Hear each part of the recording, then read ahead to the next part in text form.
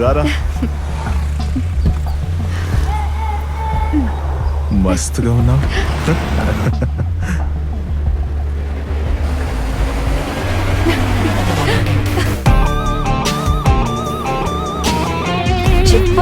ఇక్కడే వద్దు.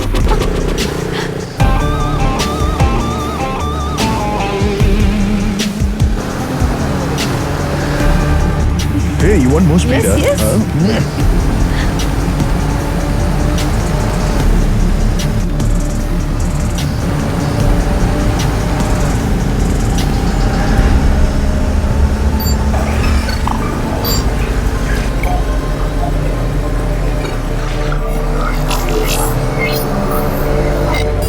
ఏంటి అలారం సౌండ్ వస్తుంది?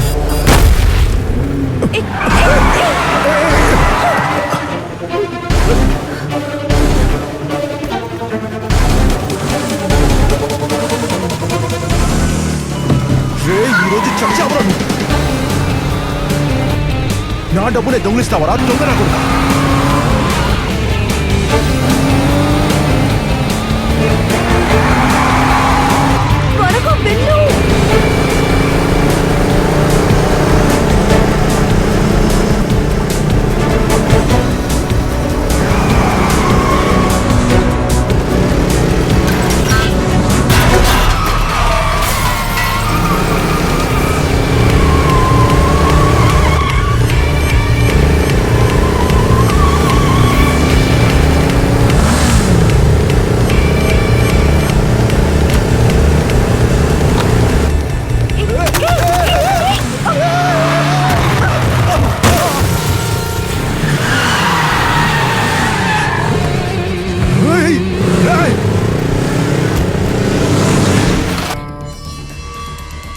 మీరు స్టార్ట్ అయిన టైం, దొంగిలించబడ్డ ఏరియా, మిగతా డీటెయిల్స్ అన్నీ ఓకే. బట్ కార్ రన్నింగ్ లో ఉన్నప్పుడు డిక్కీ ఓపెన్ చేసి ఒకరు డబ్బు దొంగిలించారంటున్నారే, అదే నమ్మశక్యంగా లేదు. మీ కార్ నేను చూడాలి. బండి మూమెంట్ లో ఉన్నప్పుడు డిక్కీ నుంచే సౌండ్ వచ్చింది. కార్లో ఏం జరిగిందని తిరిగి చూసేసరికి బ్యాగ్ ని తీసుకుని వెళ్ళిపోయాడు.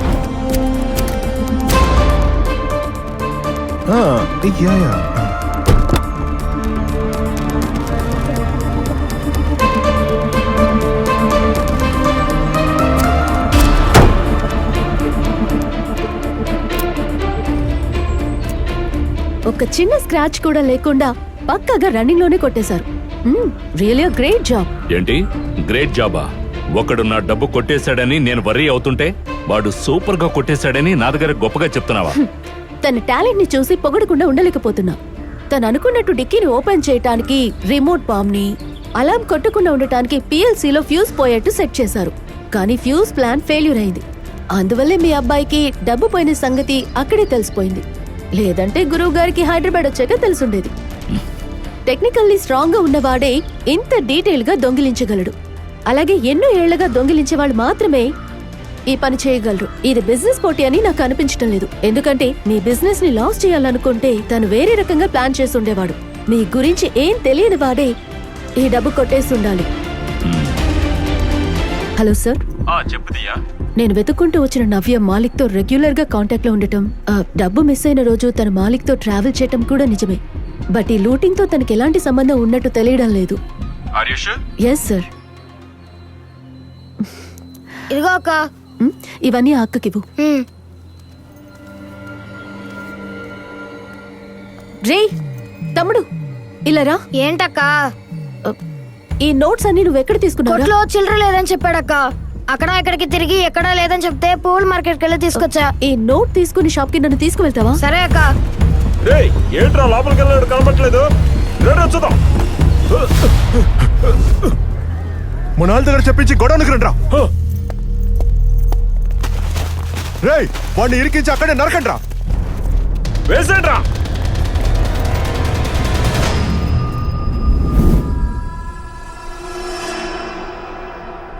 ఏయ్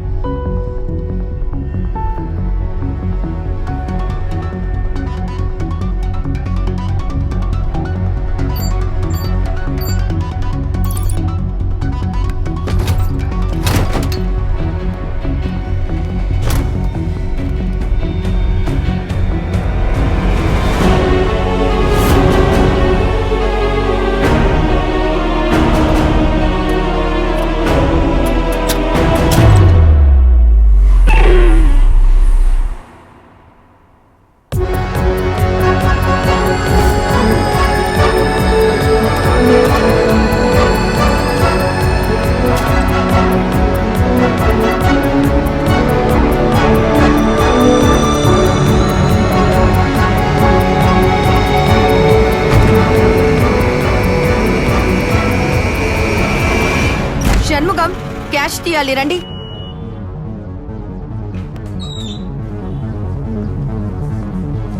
సార్ ఏమైంది? పదండి పదండి. అయ్యో వాడకు బొక్క పెట్టారు. లాకర్ తెస్తున్నా.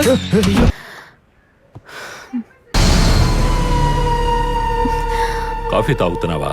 తాగు తాగు, బాగా ఆస్వాదిస్తూ తాగు. ఇదే నీ ఆఖరి కాఫీ. ఏంటి పంచ్ డైలాగా? ఇలాంటి బెదిరింపులకి నేనే భయపడ్ను. తెలుసు, నువ్వు దేనికైనా తెగించేదానివని నాకు బాగా తెలుసు.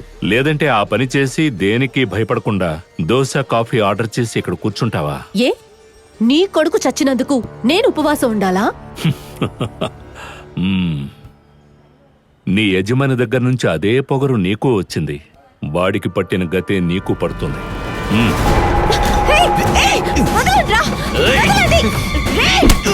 ఇక్కడ రెస్టారెంట్ లో గొడవ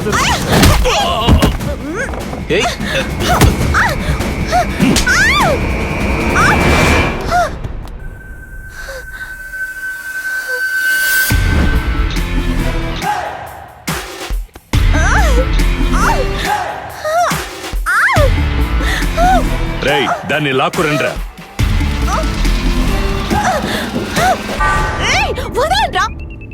రేయ్, మర్యాదగా దాన్ని నాకు అప్పగించు.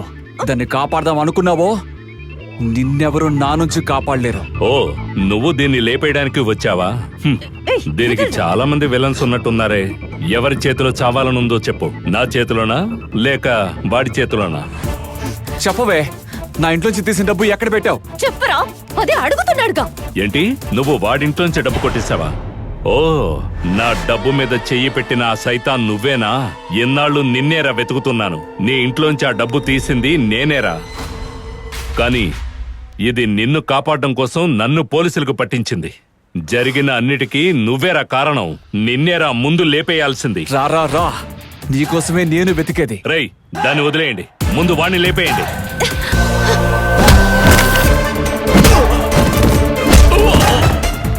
ఏయ్.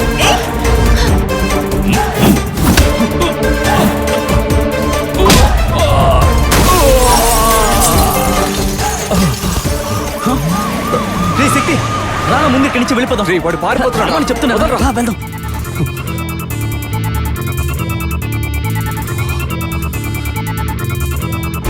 రేయ్, ఏంట్రా నువ్వు మాట్లాడేది?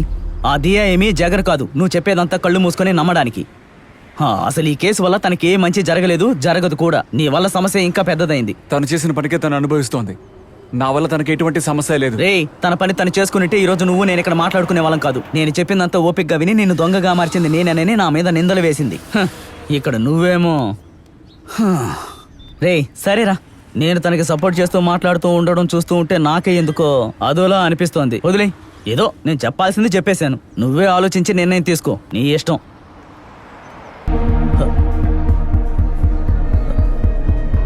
శక్తి, రే శక్తి.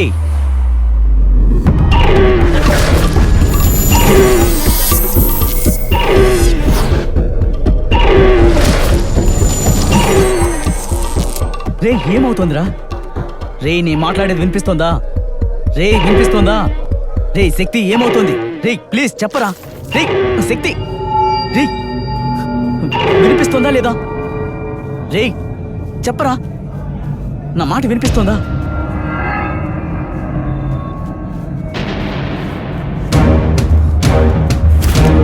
శక్తి,